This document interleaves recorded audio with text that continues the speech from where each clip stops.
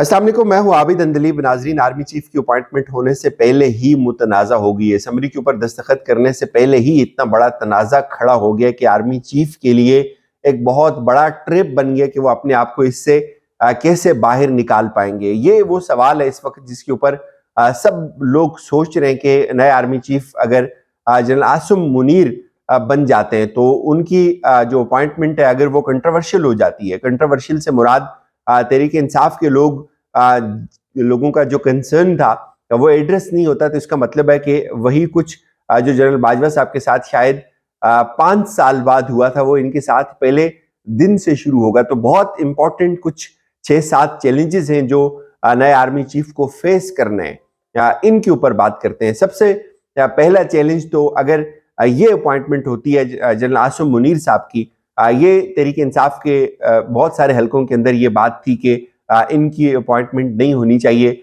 कुछ लोग ये दावा भी करते रहे कि इमरान खान को ये श्योरिटी दी गई है कि जिस नाम के ऊपर इमरान खान साहब को एतराज है वो नाम उस लिस्ट का हिस्सा नहीं होगा। लेकिन अब ऐसा नहीं हुआ। उनका नाम उस लिस्ट के अंदर है और हुकूमत उनको अपॉइंट करने जा रही है। लेकिन अब ये एक तरफ से तो ये एक तरह से मुतनाज़ा तो होगी जिस तरह से लोग इसको सोचते हैं। अगर ये मुतनाज़ा हो जाती है, मुतनाज़ा होने से ये मेरी मुराद नहीं है कि उनकी सलाहियत के ऊपर कोई शक है, किसी को ना किसी को होना चाहिए। मैं फिर कहूँगा कि किसी को भी आर्मी चीफ चाहे कोई भी बने, जो भी वहाँ तक पहुँचते हैं वो एक अपना पूरा करियर लेकर वहाँ जाते हैं और हर कोई वहाँ नहीं पहुँच सकता। जो 4-5 लोग वहाँ पहुँचते हैं वो सब इक्वल होते हैं अपने एक्सपीरियंस के हिसाब से, अपनी सलाहियतों के एतबार से। तो ऐसे ऐसे ही कोई वहाँ नहीं पहुँचता। लेकिन अब ये एक अनफॉर्चुनेट फिनोमेना है कि अगर तहरीक इंसाफ इसके ऊपर खेलती है तो ये जाहिर है एक बहुत बड़ा मसला बन जाएगा। ये वो मसला होगा जो जनरल बाजवा साहब को शायद 5 साल बाद फेस करने को मिला या 5.5 साल बाद। वो इनको इनकी अपॉइंटमेंट के पहले घंटे में ही वो शुरू हो जाएगा। तो ये जाहिर है उनके जहन में होगा। तो अगर ये अपॉइंटमेंट कंट्रोवर्शियल हो जाती है इन सेंस कि तहरीक इंसाफ इसके ऊपर तहफुजात खड़े कर देती है, तो फिर ये सिलसिला मुझे ये लगता है कि ये खत्म नहीं होगा 3 साल तक या उस वक्त तक एटलीस्ट जब ये इलेक्शंस नहीं हो जाते।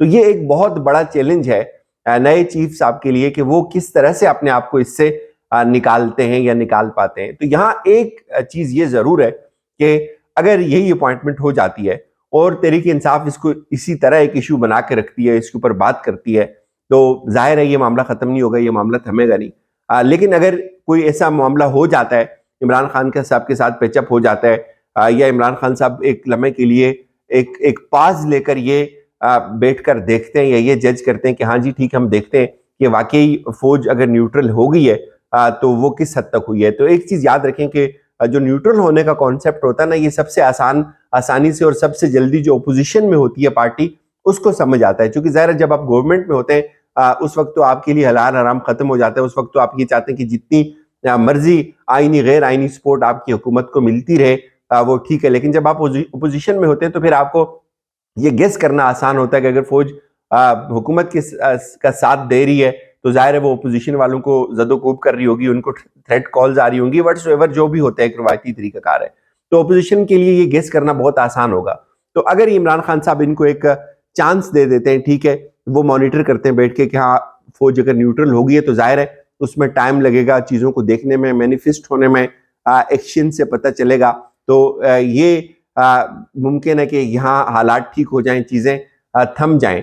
लेकिन अगर इमरान खान साहब इसके ऊपर खड़े हो जाते हैं, इसके ऊपर बात करते रहते हैं या इमरान खान साहब की जो तहफ़्फ़ुज़ात हैं वो एड्रेस नहीं होते, तो फिर ये मामला मुझे 3 साल कम से कम या एटलीस्ट जब तक इलेक्शंस नहीं हो जाते उस वक्त तक थमता हुआ नजर नहीं आता। तो सबसे बड़ा चैलेंज पहले दिन से ही जो होगा वो ये होगा जिसके ऊपर शायद बहुत कम लोग बात कर रहे हैं। एक चीज, दूसरी चीज, एक तरफ ये दावा पे दर पे फौज की तरफ से आ रहा है कि हम एपॉलिटिकल हो गए हुए हैं, हम गैर सियासी हो गए हुए हैं, और दूसरी तरफ ये डिमांड बार बार फौज से करना कि फौज इलेक्शंस करवा सकती है।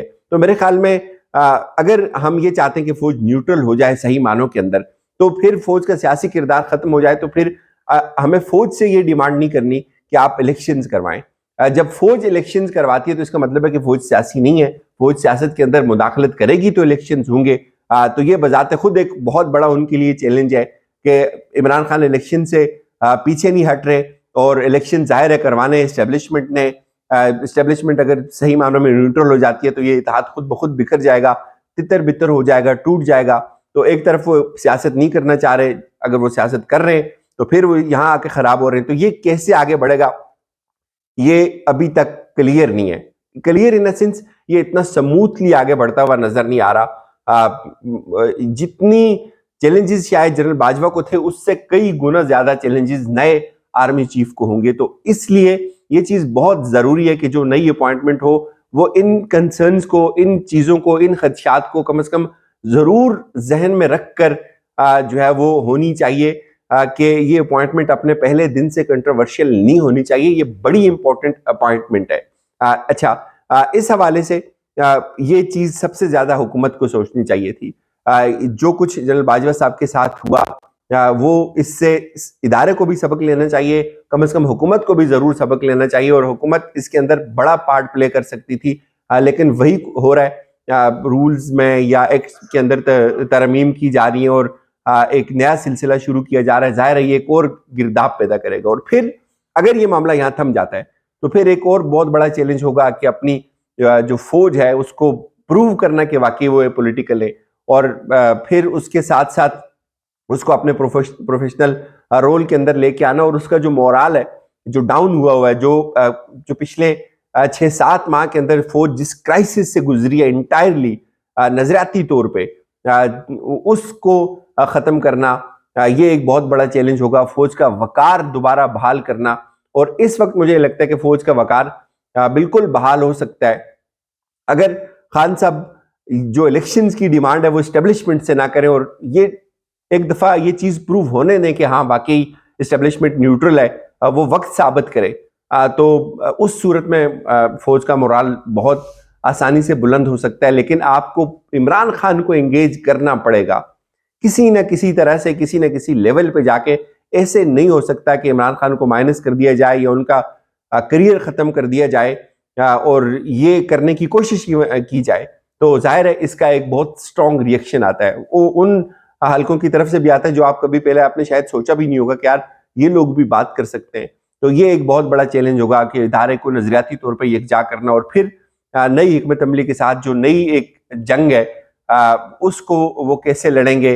बाकी जो इंटरनल क्राइसिस हैं वो आपको पता है वो हर चीफ को होते हैं, एक्सटर्नल थ्रेट्स हर चीफ को होते हैं, लेकिन ये जो चीफ आ रहे हैं इनको कुछ ऐसे चैलेंजेस का सामना जो इससे पहले शायद किसी को हुआ हो। यानी कि आपको अपनी आवाम को एतमाद देना है, आप अपनी आवाम के साथ नहीं लड़ सकते, आप हर तरह के दुश्मन के साथ लड़ सकते हैं, आप इनविजिबल दुश्मन के साथ लड़ सकते हैं, आप खुदकुश बम्बारों को ढूंढ सकते हैं, आप सरहद पार से काउंटर इंटेलिजेंस में आप लोगों को पकड़ लेते हैं, लेकिन आप अपनी आवाम को कैसे सेटिस्फाई करेंगे। एक तरफ आप ये दावा करते हैं कि आप पॉलिटिकल हैं, फिर दूसरी एक बड़ी सियासी जमात, एक मुल्क का सबसे बड़ा पॉपुलर लीडर, उसको कुछ एतराज हैं कुछ लोगों की अपॉइंटमेंट्स के ऊपर, क्या वो एड्रेस होंगे, क्या इमरान खान जिन लोगों को लेकर टारगेट करते हैं या नामजद करते हैं अपनी FIR के अंदर वो होंगे। बहुत सारी चीजें हैं, एक मेस होगा एक नए चीफ के लिए, इससे वो कैसे बाहर निकलेंगे इसके ऊपर कोई भी बात हतमी तौर पर नहीं की जा सकती।